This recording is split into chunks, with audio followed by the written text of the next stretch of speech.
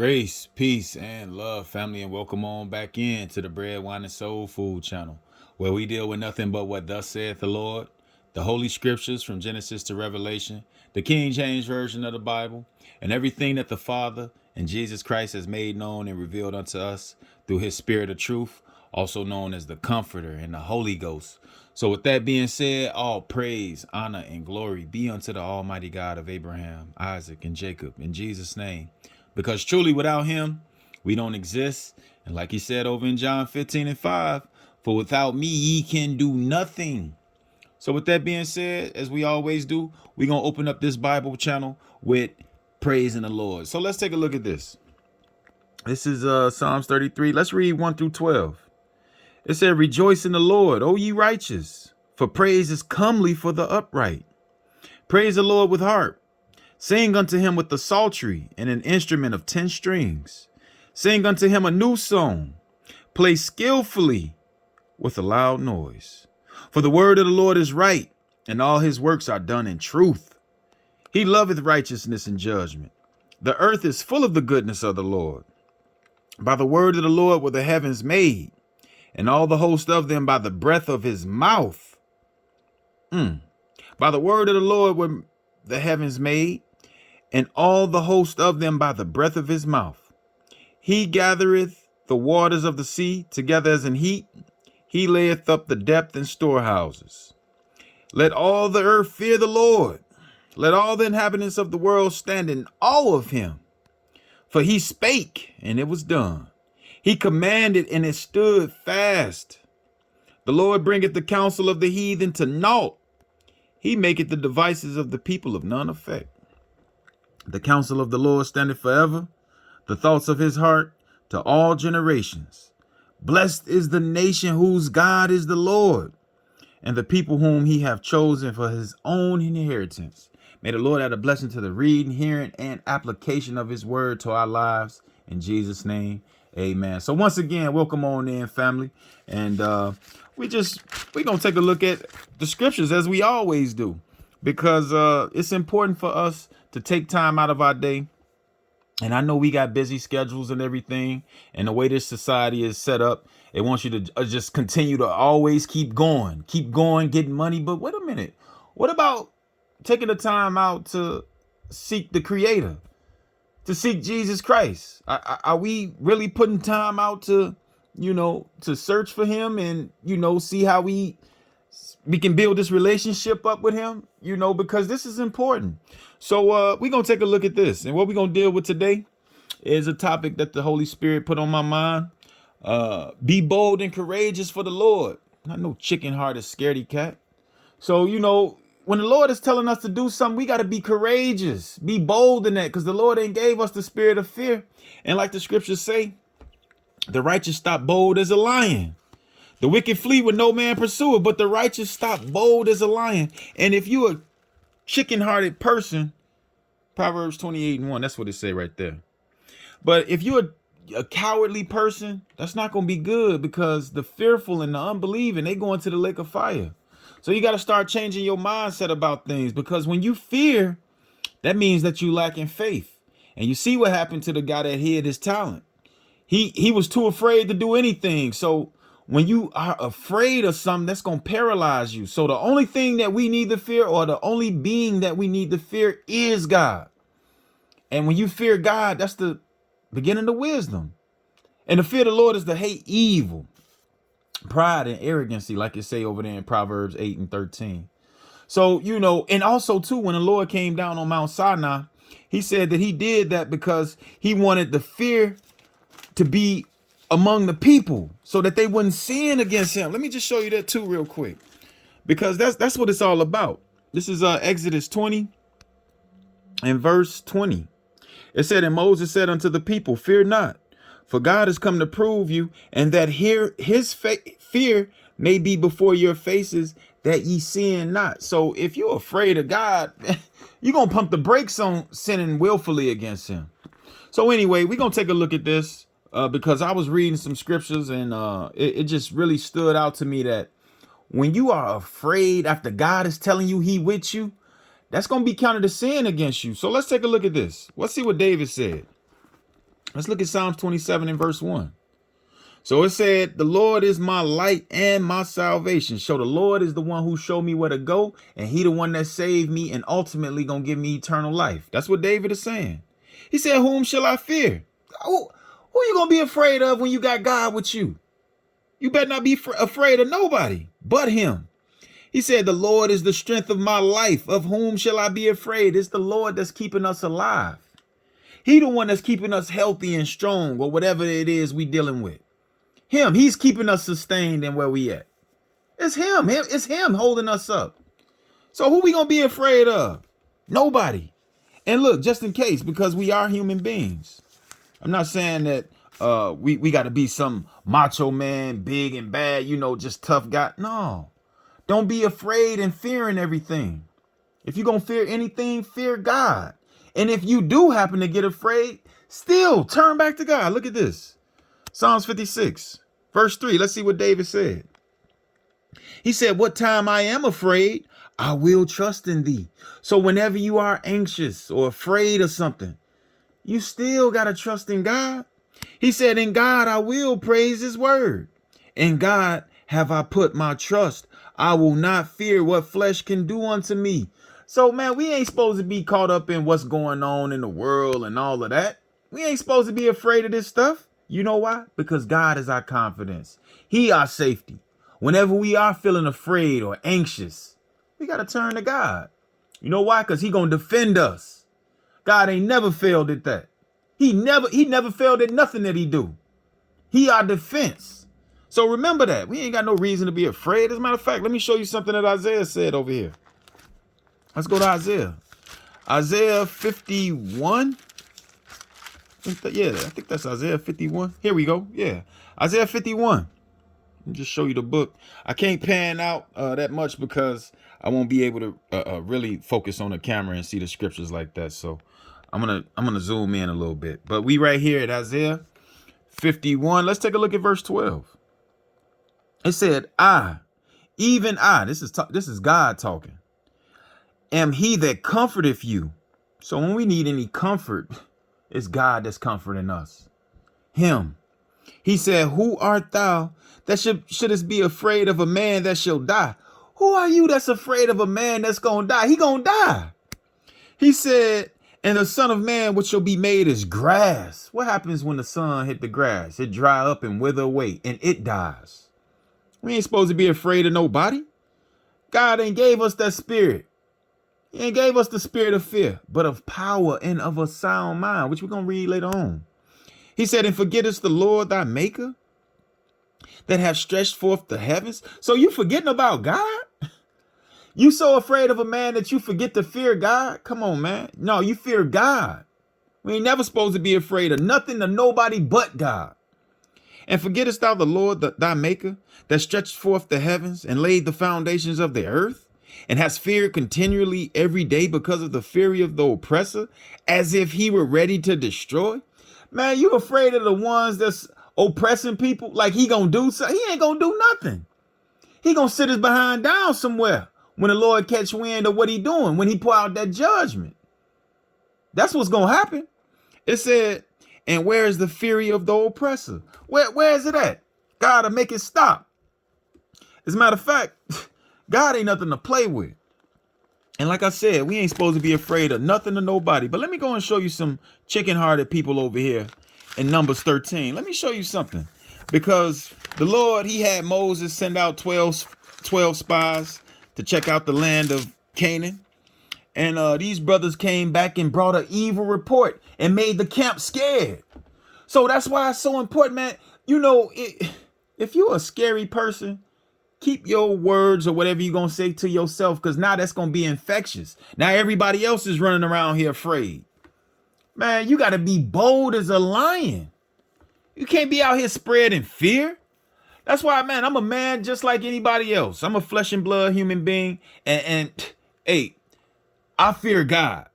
Okay? Forget about anybody else. It ain't nobody that you supposed to be afraid of. If God telling you he gonna do something for you or he with you, man, come on, let's do it, God. How we doing this? Let me know how you want me to do this.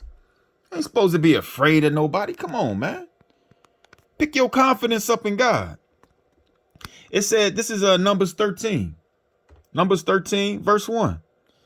It said, and the Lord spake unto Moses, saying, send thou men, that they may search the land of Canaan, which I give unto the children of Israel. Of every tribe of their fathers shall ye send a man, every one a ruler among them.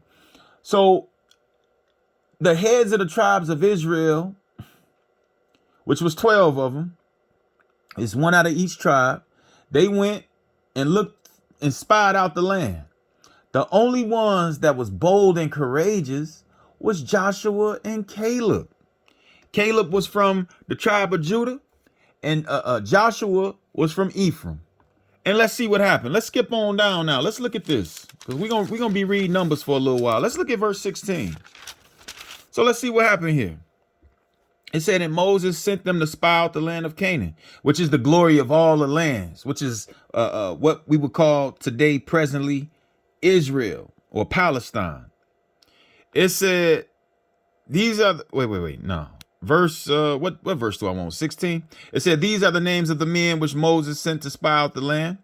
And Moses called Oshea, the son of Nun, Joshua or Jehoshua. So Oshea and Joshua is interchangeable. It's the same thing. It said, verse 17, and Moses sent them to spy out the land of Canaan, and said unto them, get you up this way southward, and go up into the mountain, and see the land, what it is, and the people that dwelleth therein, whether they be weak or strong or weak, few or many. So Moses is saying, go and spy out the land, bring back the report. Let me know what's going on. How we gonna do this? Because he's scouting out the land, because God told us this is the land that he promised to our forefathers, and Israel is going to inhabit it. It said, and whether the land is, and what the land is that they dwell in, whether it be good or bad, and what cities they be that they dwell in, whether in tents or in strongholds. So go and see how they live and go and search out everything. It said, and what the land is, whether it be fat or lean, whether there be wood therein or not. So see if it got any valuable resources, which it did. It said, and what the land is, whether it be fat or lean, whether there be wood therein or not, and be of good courage. You see what Moses told them? Man, be of good courage. So no matter what you see, still stand firm on the fact that you got God with you. So that's why we can't be no chicken-hearted cowards out here. You calling yourself a servant of God and you afraid of everything and everybody? You afraid of the sound of a shaking leaf? Come on, man. What's happening? Can't be out here like that. And be of a good courage, and bring of the fruit of the land. Now the time was the time of the first ripe grapes. So around the time that they went, it was a time that the first grapes was ripe enough to eat. And let's see what happened. It says, so they went up and searched the land from the wilderness of Zin unto Rehob, as men come to Hamath. And they ascended by the south and came unto Hebron, where Ahaman, Shishah, and Talmah, the children of Anak, were. Now Hebron was built 7 years before Zoan in Egypt. So now we about to take a look at these giants that's in the land now. It said, and they came unto the brook of Eshcol, and cut down from thence a branch with one cluster of grapes, and they bare it between two upon the staff. So they had to carry it on their shoulders. That's how big that a cluster of grapes was. 2 men carried it on their shoulders. So let's see. It said, and they brought of the pomegranates and of the figs. So this land is pretty resourceful with fruits and vegetation. And obviously it's got good soil for these fruits to be growing like this. It said the place was called the brook Eshcol, because of the cluster of grapes which the children of Israel cut down from thence.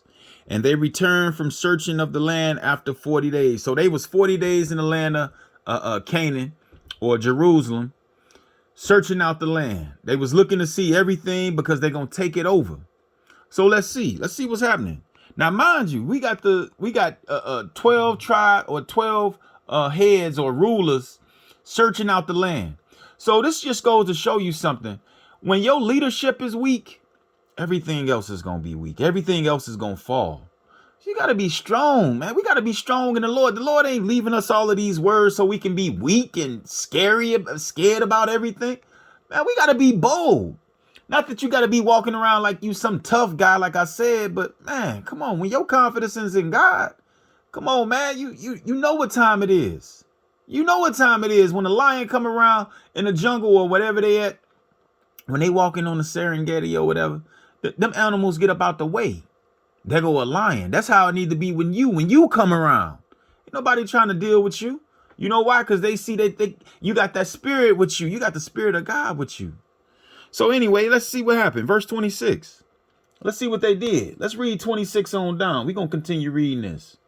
It said, and they went and came to Moses and to Aaron and to all the congregation of the children of Israel unto the wilderness of Paran to Kadesh, and brought back word unto them and unto all the congregation, and showed them the fruit of the land. And they told him and said, we came unto the land whither thou sentest us, and surely it floweth with milk and honey, and this is the fruit of it. So it was a plentiful land. He said, nevertheless, the people be strong that dwell in the land, and the cities are walled and very great. And moreover, we saw the children of Anak there. So the children of Anak were giants. So here they're going to come and bring this evil report and make the children of Israel even more terrified. So let's see what happened. It said the Amalekites dwell in the land of the south, and the Hittites and the Jebusites and the Amorites dwell in the mountains, and the Canaanites dwell by the sea and by the coast of Jordan. So this is what they saw in the land. It said, and Caleb stilled the people before Moses. So in other words, you know how you got to cut, like, man, calm down. It's going to be okay. You know, so that's what Caleb did. It said, let us go up at once and possess it, for we are well able to overcome it. See, Caleb, he was operating in a different spirit. He said, man, let's go and get it. God told us we can have it. What's stopping us? Come on, now that's how we got to think. We got to have this mindset, because a lot of times the lack of your faith is keeping you from getting your prayers answered. Because you lack in faith, so why are you even praying if you lack in faith, if you're going to be fearful? We can't be that way, people. So he said, verse 31, it said, but the men that went up with him said, we be not able to go up against the people, for they are stronger than we. Are you kidding me? Come on, man. Y'all supposed to be the rulers, man. So you got 10 of these rulers saying that we can't go up against the people, because only Joshua and Caleb was the ones that was go and take the land among the rulers. When they went out and spied out the land, those was the only two that didn't come back and bring no evil report. They were saying, come on, let's go and do it.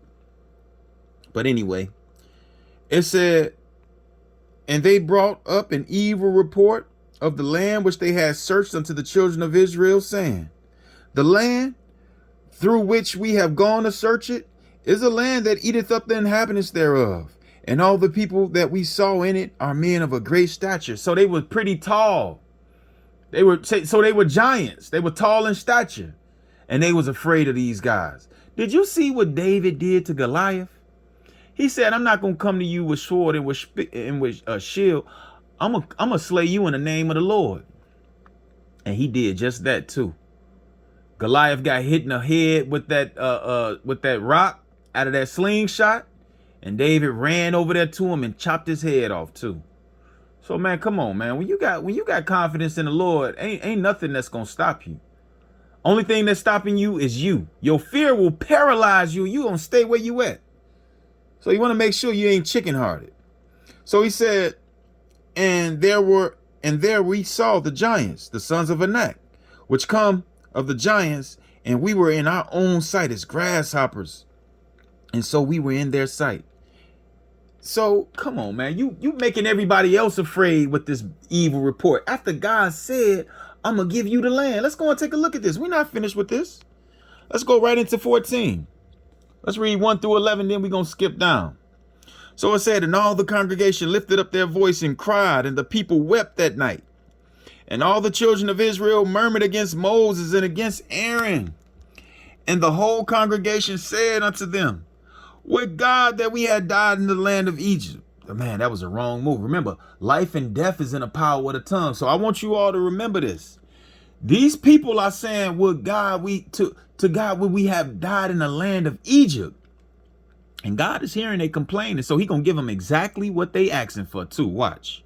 When we read down a couple more scriptures, a few more scriptures, we gonna see that God was upset with that, and He gonna take their life away from them for being fearful and bringing a bad report on to the people to the land about the land. He gonna deal with them for that. So He said, "Or with God we had died in this wilderness." So y'all complaining. So you another. Listen to this. So because y'all faced with some what it seemed to be adversity, you ready to die, you fainting. Your strength is small then, man. They strength was small. So verse 3, let's see what happened. It said, "And wherefore had the Lord brought us into this land to fall by the sword, that our wives and our children should be a prey? Were it not better for us to return into Egypt?" Man, this is the stupidest thing you could ever hear of. Man, God just delivered y'all out of the furnace of fire. Y'all was slaves over there. And you talking about God is freeing you, and you talking about going back into bondage? Something is wrong with that picture. This is some mental health issues out of this world right here. Because I can't see that. If God, just take a look at this. I don't know, I know it's people tuning in from all over the world. But wherever you at, if you a captive and you a slave, and God delivering you from that, and God telling you go and take somebody else's land, I'm going to be with you. I'm going to do just that. I'm not going back to this captivity. Are you out of your mind? No, I'm done with this. I hate this captivity. They don't give us a fair chance. We ain't nobody to them. Everybody is surpassing us. If we got a chance at freedom, give me that. And God is saying that, man, let's get it. I'm tired of this place, man. It's all about oppression. They done shed a lot of blood over here. But anyway, it said, "And they said one to another, let us make a captain and let us return into Egypt." What? So instead of, why don't y'all make a captain to go in like y'all already got? Go and take the land of Canaan. You talking about going back into bondage? That's ridiculous, man.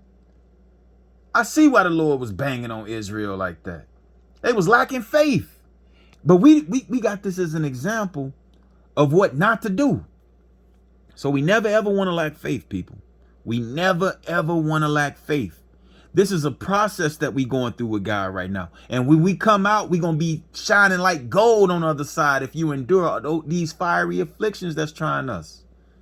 Come on, hold on to your faith. So he said, verse 5, "Then Moses and Aaron fell on their faces before all the assembly of the congregation of the children of Israel. And Joshua, the son of Nun, and Caleb, the son of Jephunneh, which were of them that searched the land, rent their clothes." So this was a sign of mourning. So they rent their clothes. They tore their clothes like Hulk Hogan did when he used to tear his shirt off. He said, "And they spake unto all the company of the children of Israel, saying, The land which we passed through to search it is an exceeding good land." It's the man, and God said it's the glory of all lands. Hang on, let me show you something. Hang on, let me turn the page over here. Give me 1 second. 1 second, because he said this over here in Ezekiel. Let's go over here. Let me turn the page here.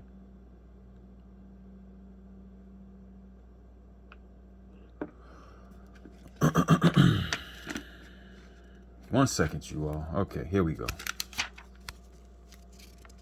He said this right here. Look at what he said. 1 second, where we at? Okay, Ezekiel. Oh, look at what he said. He said, "In the day that I lifted up mine hand unto them, to bring them forth of the land of Egypt into a land that I had espied for them, flowing with milk and honey, which is the glory of all lands." Man, that's the glory of all lands. You ain't gonna be lacking nothing there. So anyway, let's see what else he said. He said right here, verse 8, "If the Lord delight in us, then he will bring us into the land and give it us, a land which floweth with milk and honey." It's the best land. It ain't no wonder why the Father and Jesus Christ gonna come and set up their kingdom right there. The headquarters gonna be right there in Jerusalem. That's where it's going to be at. The Lord desired to dwell there forever. He said his eyes is perpetually watching that. He said, only rebel ye not against the Lord, neither fear ye the people of the land, for they are bread for us. We're going to eat them up. They bread for us. He said their defense is departed from them, and the Lord is with us. Fear them not. But see, they couldn't understand that because they was lacking faith. The ones that was chicken-hearted. The ones that came and brought an evil report on the land. And because they did that, God said the number of days that you were spying out the land, that's how long you're going to walk around in this wilderness, for 40 years, when it only took 11 days to get from where they were at and to go into the land. So they turned an 11-day journey into 40 years. Oh, man. Wow. That's heartbreaking right there.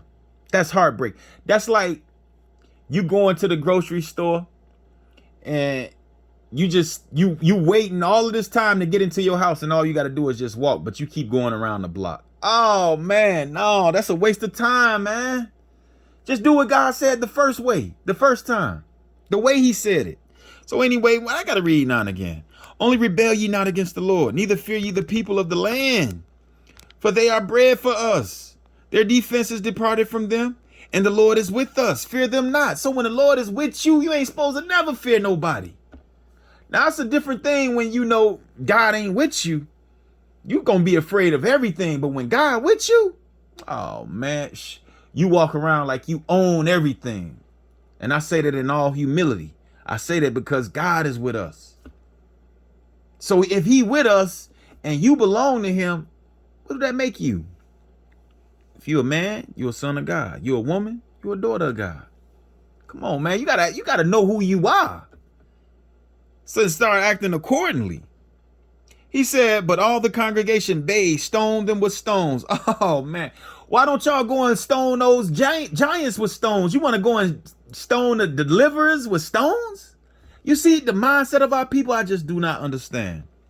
But all the congregation stoned them with stones, and the glory of the Lord appeared in the tabernacle of the congregation before all the children of Israel. So the Lord, he was hearing this, and he was upset too. He was fuming. As a matter of fact, this is when he was going to tell Moses, you know what? Get away from among these people. I'm going to make a nation out of you, Moses. But Moses interceded for us. He interceded for our people. He said, Lord, don't do that, because then they're going to be, the Gentiles or the other nations, the Egyptians, they're going to hear about it, and then they're going to start rejoicing. But anyway, verse 11, it said, and the Lord said unto Moses, how long will this people provoke me? And how long will it be ere they believe me? So ere means before. So how long will it be before they believe me? For all the signs which I have showed among them. God be showing too many signs. He was showing too many signs to the children of Israel back here. One of the greatest signs that I seen from the deliverance out of the children, out of the land of Egypt, was when the Lord split the Red Sea. Come on, man. He split the Red Sea, and these people complaining about what God gonna do. Let's take this as an example of what not to do. Let's go full steam ahead, because God has already left us the blueprint. All we got to do is just apply the solution. He given us the solutions to the problems. All we got to do is apply it. Come on, man. Let's see. He said, and how long will it be ere before they believe me? For all the signs which I have showed among them. I've been showing them all kind of stuff, and they still don't believe me. See, this is how you know you can read to a person, you can talk to a person. If they don't believe, it's just because they don't believe. It ain't nothing that you can do to heal their faith. Because if they don't want to hear what thus saith the Lord, what is it that you gonna tell them to change their mind? When God is the one that's the king in the earth.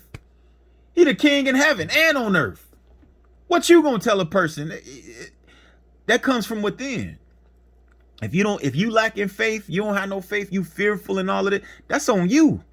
Because God said he dealt to every man a measure of faith. So anyway, let's skip on down. Let's continue reading this. Let's look at, let's start at verse 18.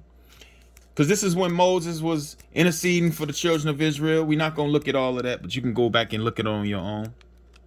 It said, because, the Lord said he was going to disinherit us. He said he was going to make a nation out of Moses, and then Moses interceded for the children of Israel. But anyway, Thank God for his prayers, for interceding on our behalf.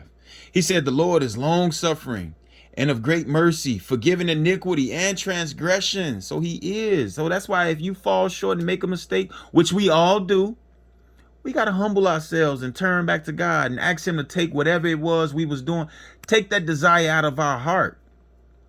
Because after you did something, it's something, the root cause of whatever to cause you to do that, you got to eliminate that. All of that starts in your mind. So you got to start asking God to give you a heart that's going to serve him perfectly according to his will.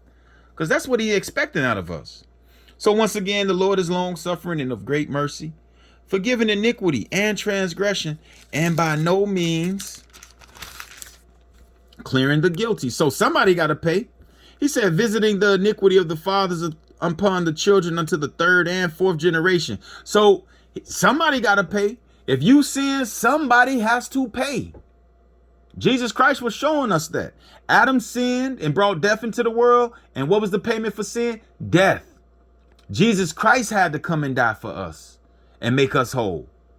Because without the shedding of blood, there is no remission of sins. I think they said that over there in Hebrews 9:22. But anyway, it said, pardon, I beseech thee, the iniquity of this people according unto the greatness of thy mercy.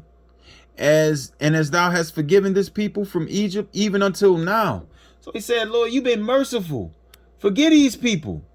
He said, and the Lord said, I have pardoned according to thy word. So thank God for Moses. He was interceding on behalf of the children of Israel. Once again, he said, but as truly as I live, all the earth shall be filled with the glory of the Lord. That's right. Because all those men which have seen my glory and my miracles, which I did in Egypt and in the wilderness, and have tempted me now these 10 times, and have not hearkened to my voice, surely they shall not see the land which I swear unto their fathers, neither shall any of them that provoke me see it. Wow. So y'all doing all of this complaining and murmuring? He said, y'all ain't even gonna sit. You ain't gonna get in. Since you complaining and murmuring, man, ain't nothing gonna be easy. But when you got God with you, man, that make life a whole lot better. So they was complaining and going through all of the motions, and they weren't even able to enter into the land because they was complaining. God said they ain't gonna see it. So anyway, he said here, surely they shall not see the land which I swear unto their fathers, neither shall any of them that provoke me see it.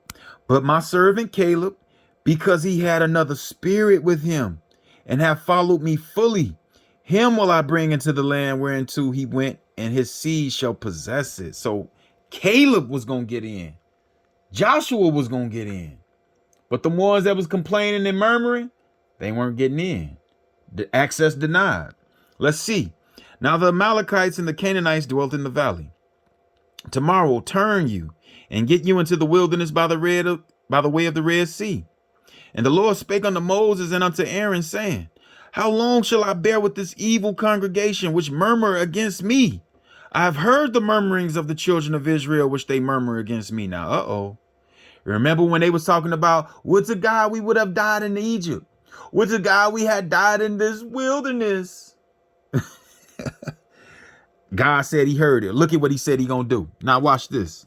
He said, say unto them, as truly as I live, saith the Lord, as ye have spoken in mine ears, so will I do to you. What was he gonna do?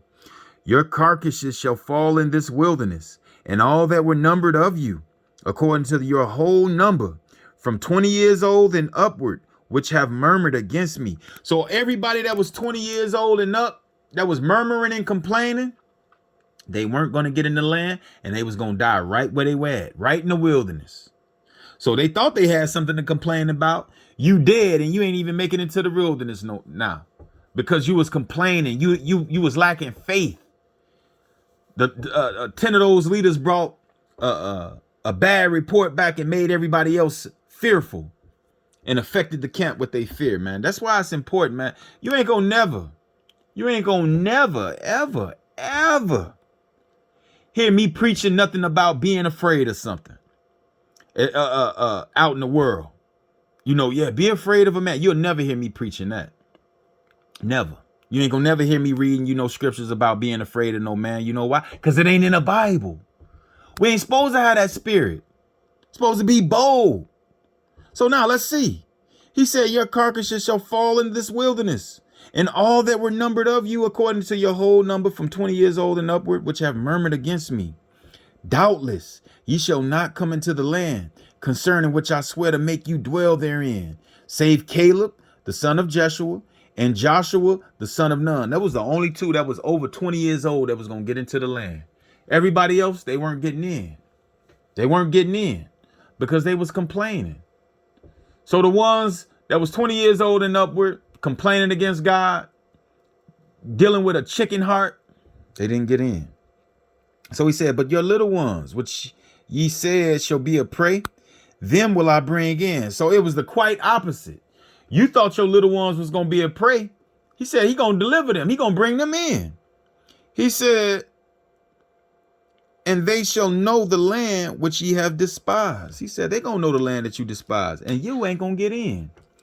So he said once again, but as for you, your carcasses, they shall fall in this wilderness. So they was going to die right there in the wilderness. And your children shall wander in the wilderness 40 years and bear your whoredoms until your carcasses be wasted in the wilderness. So they was going to have to pay for the sins of their father. He said they was going to have to bear their whoredoms until your carcasses be wasted in this wilderness. So they was going to die. He said, after the number of the days in which ye searched the land, even 40 days. So the same time that they were searching out the land for 40 days, look at what God said.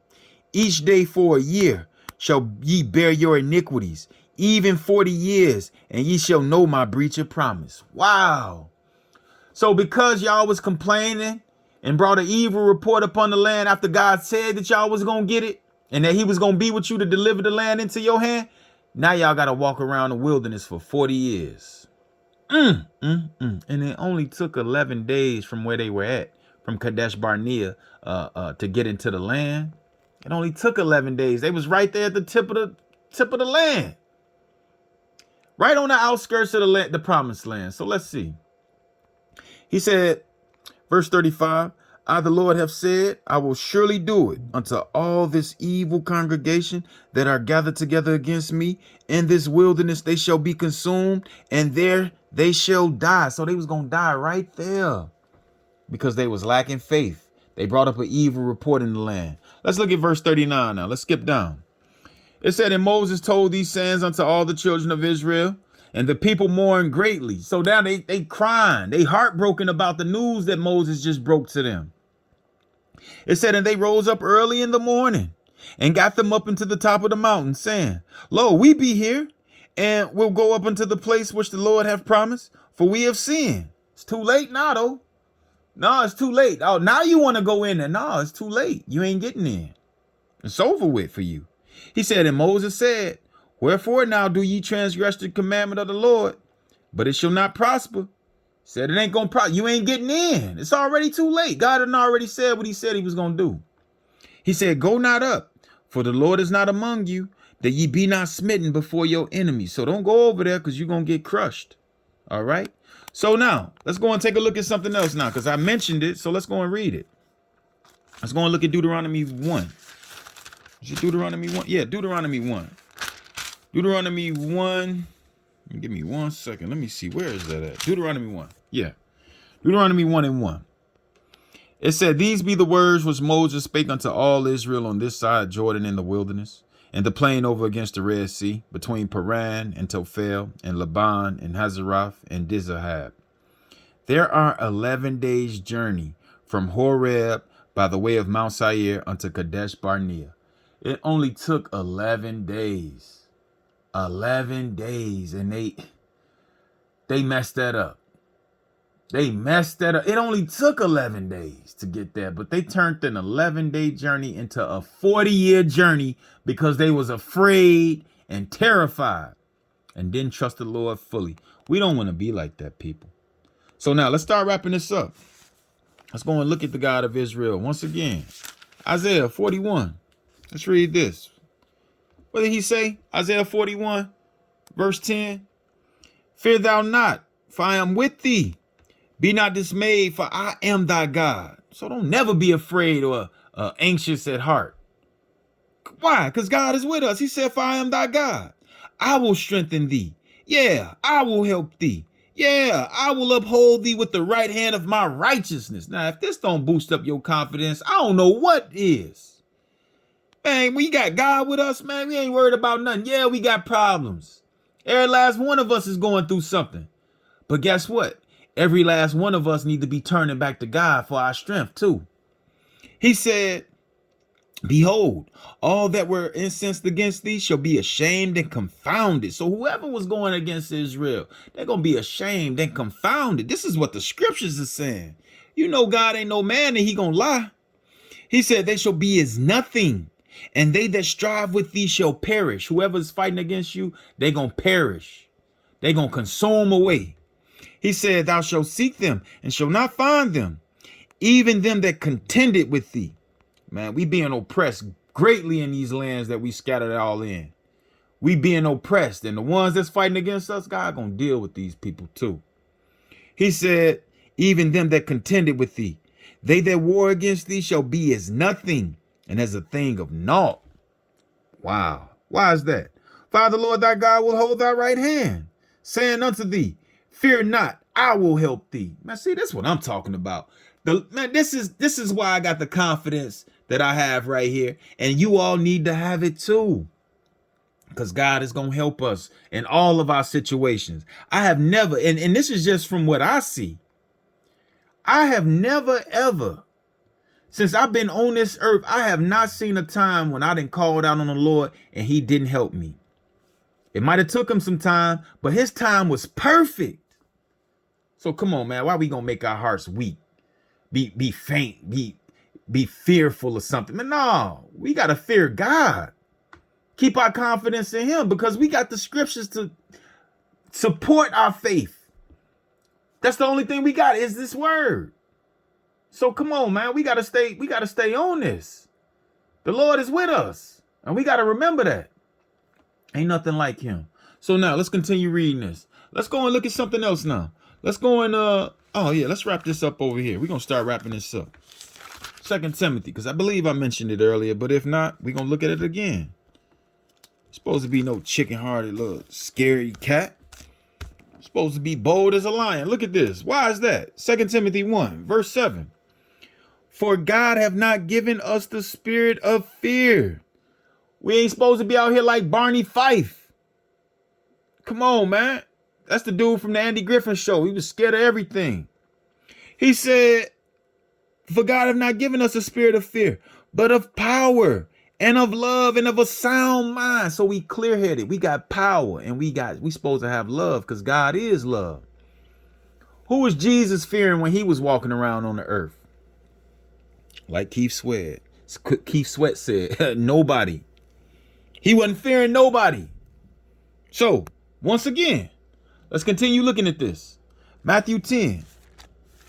We're going to let this rest in a few. Matthew 10, verse 28. And this reads, let me just show you the book. I'm sorry. Let me show you the book.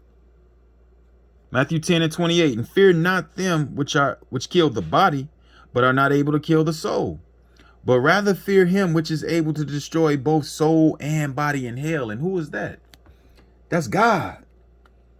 Jesus Christ. As a matter of fact, hang on, let me show you. Let me just match this precept up. Let me show you. So this is who you supposed to fear. We ain't supposed to fear no man. If God telling us to do something, we got to do it without fear. Simple as that. Ain't never supposed to be afraid of nobody, man. What's happening? Let's see. Hang on. Let me show you. Who is this? Deuteronomy 32. Verse 39. He says, see now that I, even I am he, and there is no God with me. I kill and I make alive. I wound and I heal. Neither is there any that can deliver out of my hand. Man, this is God talking. And for those of us that don't know, this is Jesus Christ back here in the Old Testament. I can show you that too. Hang on. Let me show you that too while I'm over here on this subject. Because a lot of people think Jesus Christ just came around in the New Testament. He was always there. We ain't never dealt with the Father at no time. So when those elders went up and saw God, they was looking at Jesus. Or the one that was known as Jehovah, or I am at that time. Let me just show you something. 1 Corinthians 10, just in case anybody got any questions about this. So when they was in the wilderness I'm going to just read 10, 1 through 4. It said, moreover, brethren, I would not that ye should be ignorant, how that all our fathers were under the cloud, and all passed through the sea, and were all baptized unto Moses in a cloud and in the sea. So we see the time frame that this is taking place, right? During Moses' time in the wilderness, when the children of Israel were in the wilderness.